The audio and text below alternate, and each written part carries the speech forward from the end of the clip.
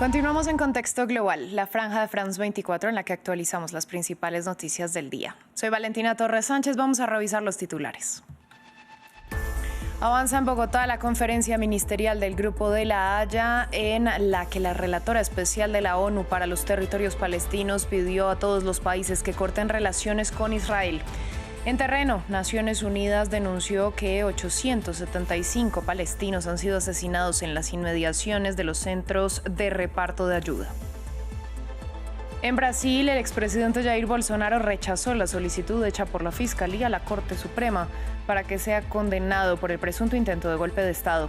La Fiscalía lo acusó de 5 delitos con una pena de alrededor de 40 años de prisión. En Francia, el gobierno del primer ministro François Bayrou presentó un plan fiscal que contempla recortar unos 44.000 millones de euros del presupuesto nacional el próximo año.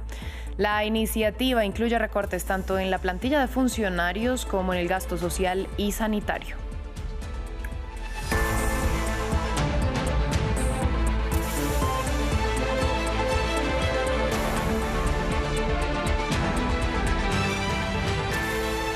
Abrimos este informativo en la capital colombiana, donde se llevó a cabo la primera jornada de la cumbre ministerial del Grupo de la Haya, conformado por 8 naciones en contra de la ocupación de Israel de los territorios palestinos. La relatora especial de la ONU, Francesca Albanese, pidió a todos los países cortar los lazos con Israel, argumentando que mantenerlos significa mostrar la ocupación como algo normal. Rosa Pérez Masdeu, periodista de France 24, nos amplió los detalles. Pues lo que ha dicho Albanese es un poco la premisa, ¿no?, que digamos motiva esta cumbre, y es que es necesario ya dejar las condenas verbales y pasar a la acción, y esto es lo que tienen sobre la mesa los 32 países, bien lo decías, principalmente latinoamericanos y africanos, que están aquí reunidos para ver qué acciones pueden tomar para detener lo que hay consenso aquí para llamar genocidio israelí contra la población palestina en la Franja de Gaza. Bien, lo que señala Albanese y lo que señalan distintos perfiles, ¿no?, de la organización y representantes de las delegaciones es que el objetivo no es más que hacer cumplir el derecho internacional y que, sin embargo, a día de hoy es necesario coraje. Y bien, ¿qué texto exactamente del derecho internacional? Pues una resolución que se aprobó en septiembre del año pasado en la Asamblea General de Naciones Unidas, en relación a una opinión consultativa que había emitido la Corte Internacional de Justicia, que señaló que es ilegal la ocupación israelí de los territorios palestinos y que debía terminar en un plazo de 12 meses. Así lo estipuló esa resolución de Naciones Unidas, como decíamos, en septiembre del año pasado, por lo que estamos ya a 2 meses de que se cumpla este plazo, y instaba también a los países miembros de la ONU a tomar acciones dada la magnitud de los delitos y de los crímenes que implica esta ocupación ilegal israelí. Y la principal acción es la de acabar con el comercio armamentístico con Israel, que, tal y como señaló Francesca Albanese en su último reporte, es la estructura, es la columna vertebral de la economía israelí. Y por otro lado, también está sobre la mesa no solo el embargo de armas, sino que no puedan atracar los barcos con armas en los puertos de los países que están aquí presentes. Vamos ahora a la Franja de Gaza, porque la Oficina de Naciones Unidas para los Derechos Humanos denunció que el accionar de Israel desde finales de mayo hasta el 13 de julio en las inmediaciones de puestos de ayuda de la Fundación Humanitaria de Gaza deja al menos 875 palestinos muertos. Tel Aviv ha negado hasta ahora disparar contra civiles que se hayan agrupado a la espera de ayuda alimenticia en esos centros. Actualmente, 1 de cada 10 niños examinados en esas clínicas e instalaciones de UNRWA está desnutrido. Antes de la guerra, la desnutrición aguda era poco frecuente en la Franja de Gaza. Un enfermero de UNRWA con el que hablamos nos contó que antes solo veía estos casos de desnutrición en libros de texto y documentales. Hoy los atiende personalmente en los centros de salud de UNRWA. Por segundo día consecutivo, Israel bombardeó el sur de Siria, en lo que el primer ministro Benjamin Netanyahu definió como una protección de la minoría drusa. En el terreno se registran decenas de fallecidos en una escalada de violencia que contrasta con la apertura internacional que dice liderar el gobierno de facto sirio de Ahmed al-Shara. Juan Pupiales con el informe. Sueida, un campo de batalla.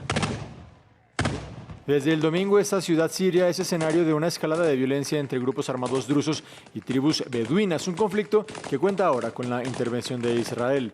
El ejército de este país dio a conocer estas imágenes en donde bombardea objetivos militares del gobierno sirio. Según el premier Benjamin Netanyahu, están protegiendo a la minoría drusa. No permitiremos el regreso a una situación en la cual se establezca ahí un segundo Líbano. También estamos comprometidos a proteger a los residentes drusos. Estamos haciendo esto a través de operaciones intensas. Situada al suroeste de Siria, Sueida es una ciudad de mayoría drusa, un grupo que también tiene presencia en Israel y el Líbano y nació como una rama del Islam chiita, pero pronto adoptó preceptos separados. En Siria, la situación ha dejado en evidencia la falta de control del gobierno de facto liderado por el islamista radical Ahmed al-Shara, que encabezó la salida del expresidente Bashar al-Assad en diciembre. Reflejo de esa situación es la declaratoria de un cese el fuego en la urbe, anunciada por el ministro de Defensa sirio y cuestionada por un prominente líder religioso druso. Sobre esta crisis ya se pronunciaron las Naciones Unidas. Les puedo decir que el secretario general está profundamente preocupado por la violencia continua que hemos visto en la zona de mayoría drusa de Sueida, en el sur de Siria, que ha resultado en docenas de muertos, entre ellos civiles. La ONU también se mostró preocupada por los ataques israelíes sobre suelo sirio. Al respecto, el ejecutivo interino habló de tomar acciones legales.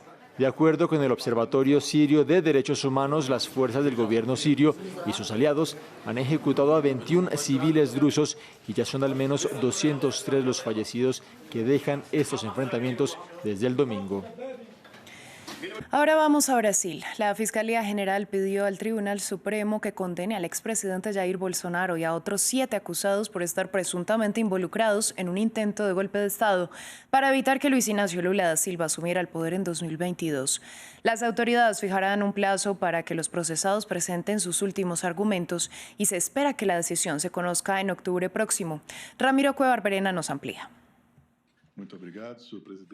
Revés judicial para Jair Bolsonaro.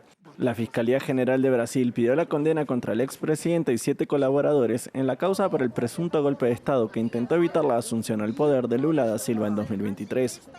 Los magistrados lo explicaron en un comunicado. Los testimonios e interrogatorios a lo largo del juicio revelaron la participación de los acusados en una organización criminal destinada a obstaculizar el funcionamiento de los poderes de la República y derrocar a un gobierno legítimamente elegido, además de vandalizar edificios públicos.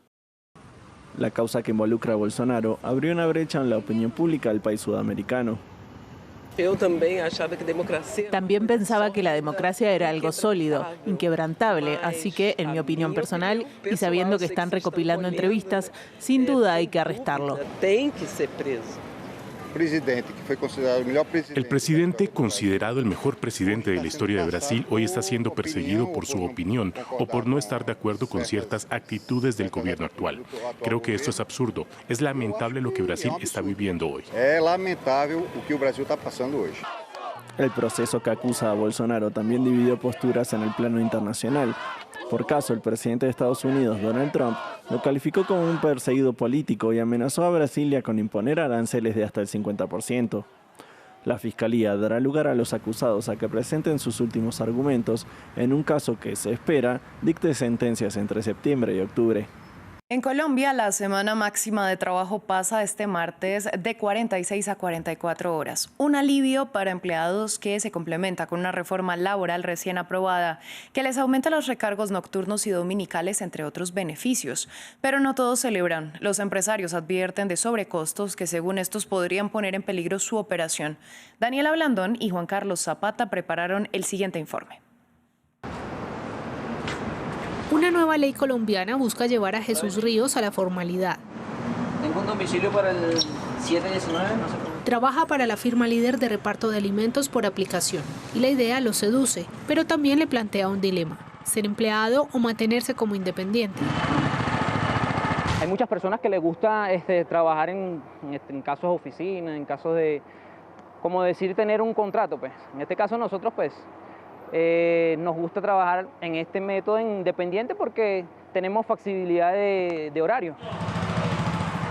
De la modalidad que escoja dependerá si él o su empresa paga por su afiliación a los sistemas de salud, pensiones y riesgos laborales. Si nos toca a nosotros cancelar eso, pues ya nosotros teníamos que ver lo del arriendo, lo de la comida, lo de precisamente si tenemos que pagar ese tipo de salario, entonces como que decirlo así mensualmente. Garantizar los derechos laborales de los repartidores es apenas uno de los tantos cambios que plantea la recién aprobada reforma laboral. A diferencia de Jesús, Héctor Sinisterra sí tiene un empleo formal.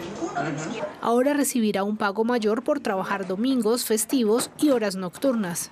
Es un ingreso adicional muy necesario ahora para él y su creciente familia. Y el incremento podría ser, pues, estamos así, un paneo, no sé, 200.000, que pues claro, se puede invertir en otra cosa adicional que tengamos ahí pendiente, no sé. Puede ser en un viaje, puede ser, ¿me entiendes? Porque nos gustan los viajes. Aunque le queda un sabor agridulce, Héctor trabaja en uno de los sitios turísticos más emblemáticos de Bogotá. Es uno de los 170 empleados de este restaurante, cuyo administrador ahora duda sobre la sostenibilidad de esa plantilla en el tiempo. La carga de un empleado dentro del formalismo es muy alto, estamos hablando del 50% sobre lo que es el ingreso de una persona. Entonces no es un momento que uno pueda decir las empresas tienen de qué agarrarse. ¿Una limonada de granadilla? La nueva legislación aguarda por su reglamentación y su aplicación gradual complementa una ley previa que llevará la semana máxima de trabajo a 42 horas en 2026. Ambas corren el riesgo de no llegar a toda la población, pues más de la mitad labora en la informalidad. Atravesamos el Atlántico, vamos a Francia. El gobierno francés del primer ministro François Bayrou presentó el martes un plan diseñado no solo para recortar el presupuesto, sino también para volver a controlar el déficit público en los próximos años. ¿Qué significa esto para los ciudadanos franceses de a pie? Se los explicamos a continuación. Para el primer ministro francés, la nación ya no puede sostener su deuda pública. Actualmente asciende al 114% del PIB, lo que supone un total de 3,3 mil millones de euros. Verse obligado a pedir préstamos cada mes para pagar las pensiones o los salarios de los funcionarios es una maldición sin salida. De repente los prestamistas dejan de tener confianza y lo hemos visto con nuestros propios ojos en Grecia y creo que nunca debemos olvidar el ejemplo de Grecia. Básicamente, cuanto más pide prestado el país, más caros se vuelven los intereses de los préstamos.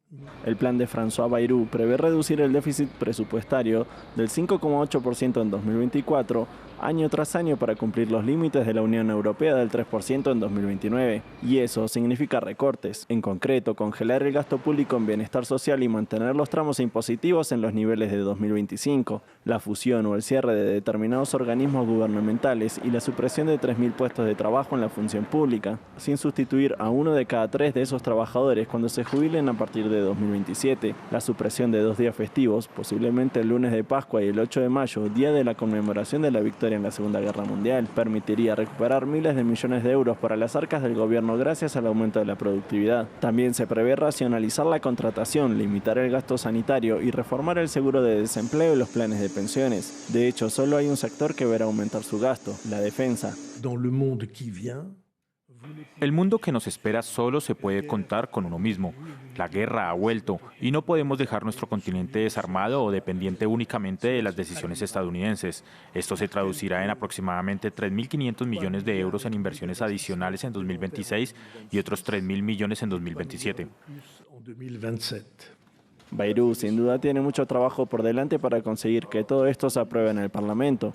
Tanto la oposición de izquierda como la extrema derecha ya se han declarado indignados, y si el primer ministro se enfrenta a una moción de censura como su predecesor a finales de año, dependerá de si es capaz de persuadir a los conflictivos políticos franceses para que toleren lo que se perfila como un recorte de gastos profundamente impopular.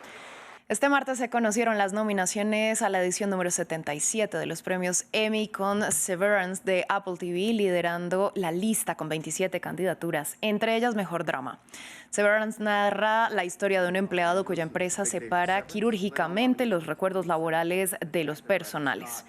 En segundo lugar se encuentra El Pingüino, la serie sobre la transformación de uno de los archienemigos de Batman desde sus inicios hasta convertirse en uno de los grandes delincuentes de Ciudad Gótica, con 24 nominaciones, entre ellas serie limitada.